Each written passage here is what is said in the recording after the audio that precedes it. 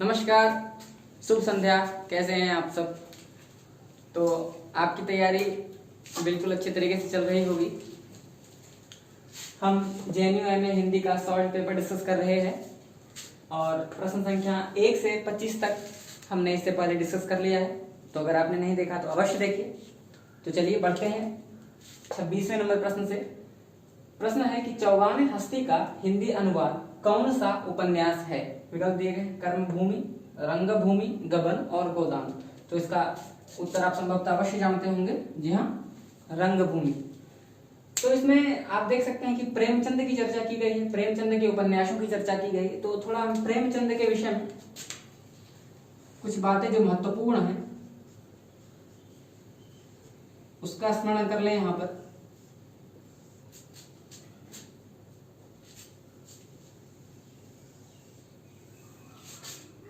तो प्रथमतः प्रेमचंद का जीवन परिचय देख लेते हैं।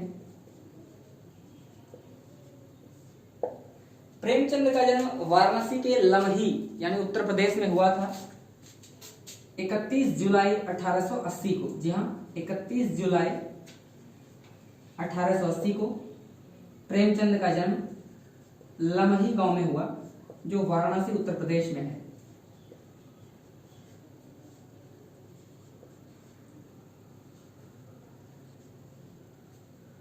और इनका देहावसान 8 अक्टूबर 1936 को वाराणसी उत्तर प्रदेश में हुआ।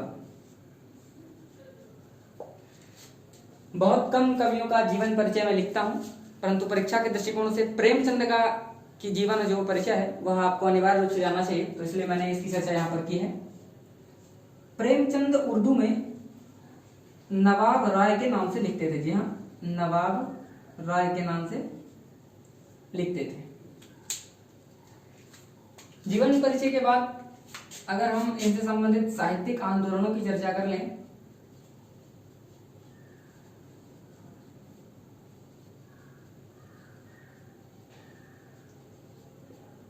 तो प्रेमचंद आदर्शोन्मुख यथार्थवाद के प्रणेता माने जाते हैं। आदर्शोन्मुख यथार्थवाद। और दूसरा, अखिल भारतीय प्रगतिशील लेखक संघ के अध्यक्ष भी रह चुके हैं। अखिल भारतीय प्रगतिशील लेखक संघ। जी हाँ,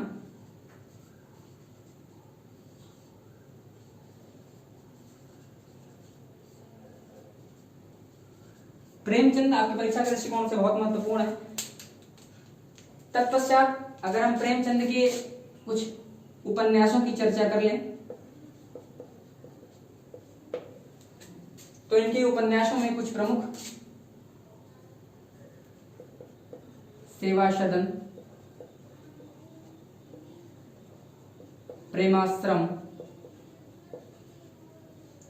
रंगभूमि,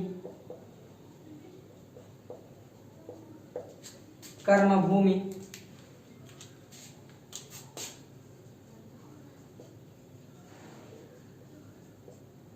कायाकल्प, निर्मला, गबन, गोदान। बहुत महत्वपूर्ण है इनकी गोदान कृति, आप परीक्षा के दृष्टिकोण से आप अवश्य याद रखेंगे। और अंतिम है मंगलसूत्र। जी हाँ, मंगलसूत्र। और मंगलसूत्र यह उपन्यास अपूर्ण रहा क्योंकि प्रेमचंद की मृत्यु हो गई। तो हमने प्रेमचंद के उपन्यासों की चर्चा कर ली, कुछ प्रमुख उपन्यास प्रेमचंद के। उपन्यास के पश्चात हम प्रेमचंद की कहानी के बारे में चर्चा करेंगे। तो प्रेमचंद की आप सभी जानते हैं कि प्रेमचंद ने लगभग 300 से ऊपर कहानियां लिखी हैं। तो यहाँ पर हम कुछ महत्वपूर्ण कहानी जो हमारे परीक्षा के दृष्टिकोण से जानने योग्य है उसकी चर्चा कर लेते हैं। तो इनके प्रमुख कहानियों में शुमार पंच परमेश्वर, ईदगाह, सदगति,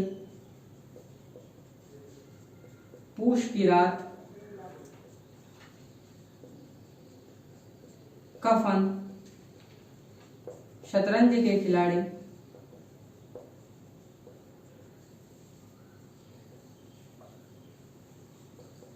और बहुत सारे इनकी रचनाएं हैं, जैसे रानी सारंदा, बड़े घर की बेटी, लेकिन उतनी कहानियों पर चर्चा हम नहीं करेंगे। तो और एक महत्वपूर्ण बात आप कहानी के विषय में अवश्य याद रखें कि इनके कहानी संग्रह को मानसरोवर में एकत्रित किया गया है, जिसमें मानसरोवर में इनके 300 से अधिक, लगभग 300 कहानियों का एक संकलन है, मानसरोवर। तो आप इसका भी स्मरण रखेंगे। कहानी के पश्चात अगर हम नाटकों की चर्चा कर लें प्रेमचंद की, तो इनके नाटकों में प्रमुख करबला, प्रेम की वेदी और संग्राम, 3 प्रमुख नाटक प्रेमचंद के विषय में आप अवश्य स्मरण रखेंगे, ये 3 प्रमुख नाटक। तत्पश्चात अगर हम प्रेमचंद के पत्रिकाओं की चर्चा करें, तो इन्होंने 2 प्रमुख पत्रिकाओं का संपादन किया, और आप अवश्य जानते होंगे, सबसे पहला है हंस और दूसरी पत्रिका है जागरण। ठीक है, तो यहां पर लिख दे रहा हूं हंस, और हंस आपके परीक्षा के दृष्टिकोण से महत्वपूर्ण होगा, और जागरण।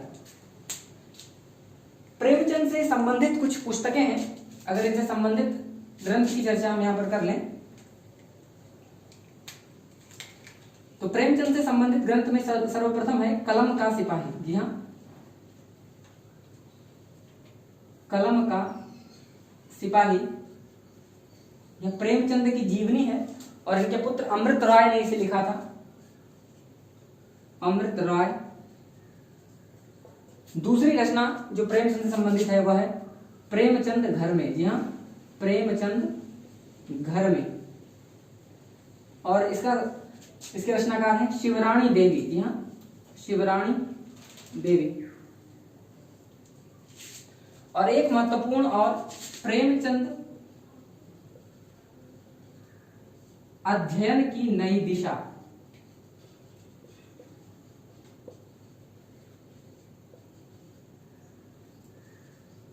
प्रेमचंद के बहुत बड़े अध्येता माने जाते हैं कमल किशोर गोयनका, उन्होंने इस ग्रंथ की रचना की है, कमल किशोर गोयनका। तो इनसे संबंधित 3 ग्रंथ हो गए। मुझे लगता है कि प्रेमचंद के बारे में इतनी जानकारी पर्याप्त है। तो चलिए बढ़ते हैं अपने अगले प्रश्न की ओर।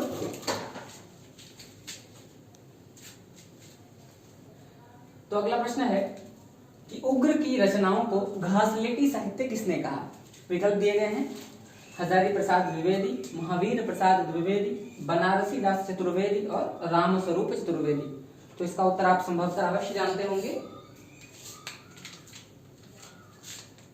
बनारसी दास चतुर्वेदी। तो उग्र से क्या तात्पर्य है यहाँ पर? पांडे बेचन शर्मा उग्र। जी हाँ, पांडे बेचन शर्मा उग्र की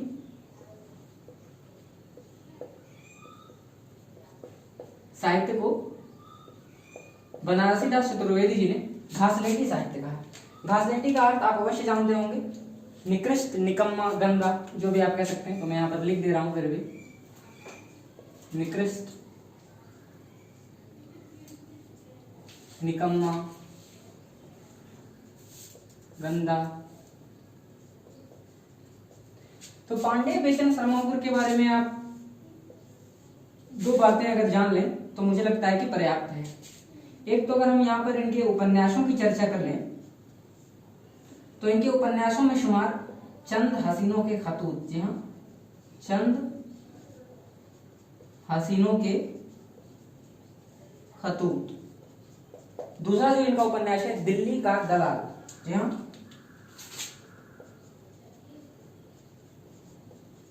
दिल्ली का दलाल। एक और उपन्यास बुधवा की बेटी। जी हाँ, बुधवा की बेटी। और एक और उपन्यास की चर्चा कर ले हम, तो उनका उपन्यास है फागुन के 4 दिन। फागुन के 4 दिन। मुझे लगता है ये चारों उपन्यास अगर आप सुन रखेंगे तो पांडे बेचन शर्मा उग्र के बारे में पर्याप्त है। एक और इनकी बहुत प्रसिद्ध आत्मकथा है अपनी खबर, इसकी चर्चा भी हम यहाँ पर कर लेते हैं। इनकी एक आत्मकथा है जो परीक्षा के दृष्टिकोण से महत्वपूर्ण है, अपनी खबर। तो चलिए चलते हैं अगले प्रश्न की ओर। तो 28वां प्रश्न है कि गालिब छुटी शराब किस विधा की रचना है। विकल्प दिए गए हैं यात्रा वृत्तांत, संस्मरण, निबंध और रिपोर्टाज। तो गालिब छुटी शराब जो है यह संस्मरणात्मक कृति है और आप अवश्य जानते होंगे गालिब छुटी शराब राजेंद्र अवस्थी की संस्मरणात्मक कृति है। जी हाँ, राजेंद्र अवस्थी।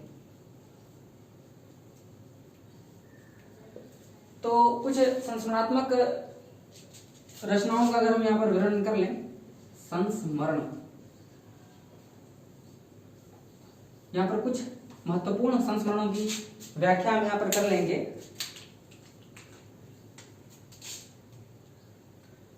तो सबसे पहला हम श्री राम शर्मा को याद करते हैं जिनकी बहुत महत्वपूर्ण संस्मरणात्मक कृति है, वह है बोलती प्रतिमा। जी हाँ, बोलती प्रतिमा। शिव पूजन सहाय की कृति है वे दिन वे लोग। शिव पूजन सहाय, वे दिन वे लोग। इसके पश्चात काशीनाथ सिंह की संस्मरणात्मक कृति जो बहुत महत्वपूर्ण है, एक तो है काशी का 80 और एक है आछे दिन पाछे गए। जी हाँ, काशीनाथ सिंह। दो संस्मरणात्मक कृति इनकी, काशी का 80। यह संस्मरण आपके परीक्षा के दृष्टिकोण से महत्वपूर्ण है, इसलिए मैं इसकी सूची आपके समक्ष प्रस्तुत कर रहा हूं। आछे दिन पाछे गए, आछे दिन पाछे गए। तत्पश्चात हम हसमत कृष्णा शौहती की कृति है जो महत्वपूर्ण है, कृष्णा सोबती, और इनकी है हम हसमत। इसके पश्चात हम चर्चा कर लें तो ममता कालिया की संस्मरणात्मक कृति, ममता कालिया, और इनकी दो कृतियों की रचना हम कर लें तो कितने शहरों में कितनी बार। जी हाँ, कितने शहरों में कितनी बार। और एक और है इनकी कल परसों बरसों, कल परसों बरसों। अब जो है वो सबसे महत्वपूर्ण है, वो है महादेवी वर्मा। महादेवी वर्मा, यह आपकी परीक्षा में आ सकता है, महादेवी वर्मा। तो सबसे पहला अतीत के चलचित्र,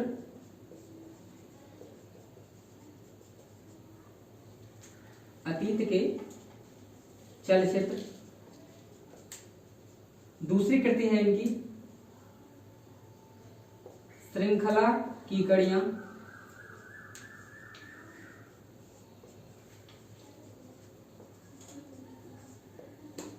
महादेवी वर्मा के बाद हम आते हैं हरिवंश राय बच्चन। तो मैं यहां पे लिख दे रहा हूं,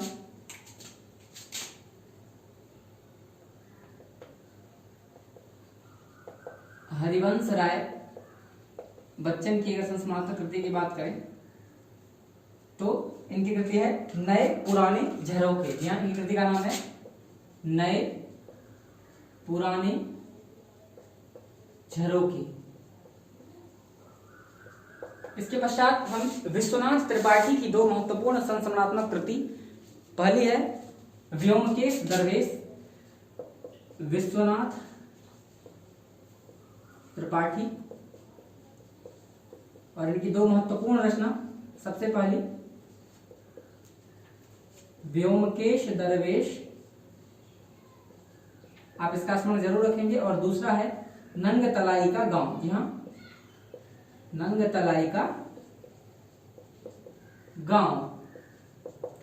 इसके पश्चात हम विवेकी राय की संस्मरणात्मक कृति का स्मरण कर सकते हैं। विवेकी राय जिनकी कृति है आंगन के वंदनवार। जी हाँ, आंगन के वंदनवार। इसके पश्चात हम डॉक्टर नगेंद्र की एक संस्मरणात्मक कृति जो आप अवश्य ध्यान रखेंगे, चेतना के बिंब।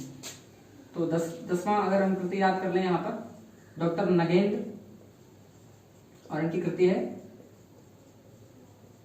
चेतना के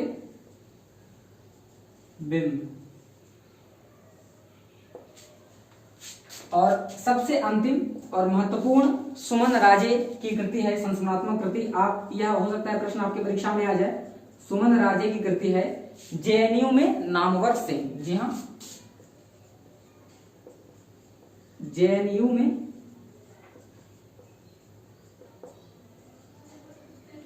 नामवर सिंह। क्योंकि इसकी कोई अंतिम सूची नहीं हो सकती, परंतु फिर भी मैंने अपने हिसाब से आपके समक्ष ये 11 संस्मरणात्मक कृति प्रस्तुत की है। आप इन 11 का स्मरण अवश्य रखेंगे। तो चलिए चलते हैं अगले प्रश्न की ओर। प्रश्न है कि यशपाल के किस उपन्यास पर इन्हें साहित्य अकादमी पुरस्कार मिला। मैं आपको बार बार इसकी पुनरावृत्ति करा रहा हूं कि साहित्य अकादमी पुरस्कार की जितने भी रचनाएं हैं आपके परीक्षा के दृष्टिकोण से महत्वपूर्ण है। तो पूरी सूची मैं इसके पहले वीडियो में डिस्कस कर चुका हूं, जो महत्वपूर्ण उपन्यास है, तो आप उसको पुनरावृत्ति बार बार करते रहें। तो यशपाल की साहित्य अकादमी की कृति पूछी गई है और विकल्प दिए गए झूठा सच, दिव्या, तेरी मेरी उसकी बात और दादा कॉमरेड। तो हम इस पर विचार पहले कर चुके हैं, तो तेरी मेरी उसकी बात। तो यशपाल की अगर चर्चा कर ले यहां पर हम, तो आप सभी जानते हैं यशपाल हिंदी के बहुत बड़े उपन्यासकार और कहानीकार माने जाते हैं।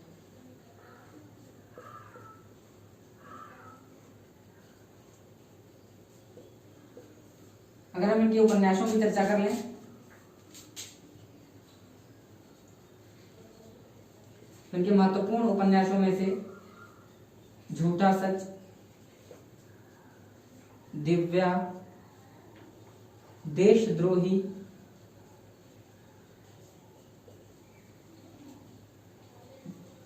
दादा कॉमरेड,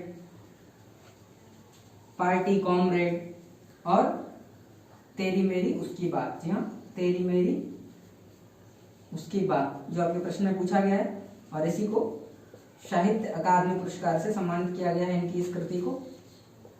अगर इनकी कुछ कहानियों की चर्चा हम कर ले जो महत्वपूर्ण है आपके परीक्षा के दृष्टिकोण से, तो एक कहानी है इनकी फूलों का कुर्ता। एक महत्वपूर्ण कहानी वो दुनिया, और एक और महत्वपूर्ण कहानी है पिंजड़े की उड़ान। मुझे लगता है इन 3 कहानियों से आप काम निकल जाना चाहिए। पिंजड़े की उड़ान। तो चलिए बढ़ते हैं अगले प्रश्न की ओर। तो 30वां प्रश्न है, लहना सिंह किस कहानी का पात्र है। तो कहानी का पात्र पूछा गया है यहाँ पर, तो विकल्प दिए हैं कफन, गुंडा, डिप्टी कलेक्टर और उसने कहा था। तो आप अवश्य इस प्रश्न का उत्तर जानते हैं, उसने कहा था का पात्र है। तो उसने कहा था कहानी तो आप अवश्य जानते होंगे, और नहीं जानते हैं तो मैं आपको शॉर्टकट में बता देता हूँ कि इसमें एक पात्र है लहना सिंह। और अगर अपनी भाषा में अगर हम चर्चा करें तो अपने गर्लफ्रेंड के कारण जो है, अपने गर्लफ्रेंड के हस्बैंड को बचाने के लिए वो युद्ध लड़ने के लिए जाता है, और उसकी गर्लफ्रेंड उसे बुलाती है लहना सिंह को और कहती है कि मेरा हस्बैंड जो है यानी मेरा पति युद्ध भूमि में लड़ने के लिए गया है और आप उसे जाओ और युद्ध क्षेत्र से बचा कर लाओ। तो लहना सिंह कहता है कि ठीक है, मैं अपने प्राण न्यौछावर करके भी तुम्हारे पति की रक्षा करूंगा। और वो कहते हैं ना कि रघुकुल रीति सदा चली आई, प्राण जाई पर वचन न जाए। तो एक सच्चा आशिक लहना सिंह है, तो आप अपना हीरो मान सकते हैं इस उम्र में लहना सिंह को। तो चलिए चर्चा करते हैं चंद्रधर शर्मा गुलेरी। चंद्रधर शर्मा गुलेरी अत्यंत प्रवीण और साहसी नायक लहना सिंह। तो लहना चंद्रधर शर्मा गुलेरी जी के बारे में अगर हम इनकी कहानियों की चर्चा कर लें, प्रेमचंद्र पूर्व युग के सबसे बड़े कहानीकार चंद्रधर शर्मा गुलेरी हैं, इसीलिए इनसे प्रश्न पूछा जाता है परीक्षा में। तो इनका जो सबसे महत्वपूर्ण कहानी उसने कहा था, जो आपके परीक्षा में आया है, और हो सकता है कि फिर से यह प्रश्न आ जाए। और इसके पात्र आपने समझ लखना सिंह, और यह आत्मसंघर्ष, बलिदान और प्रेम की त्रिकोणीय श्रृंखला है इसमें। दूसरी कहानी इनका है सुखमय जीवन, और तीसरी कहानी आप याद रख सकते हैं बुद्धू का कांटा। एक याद रखना हो तो आप उसने कहा था से काम चला सकते हैं।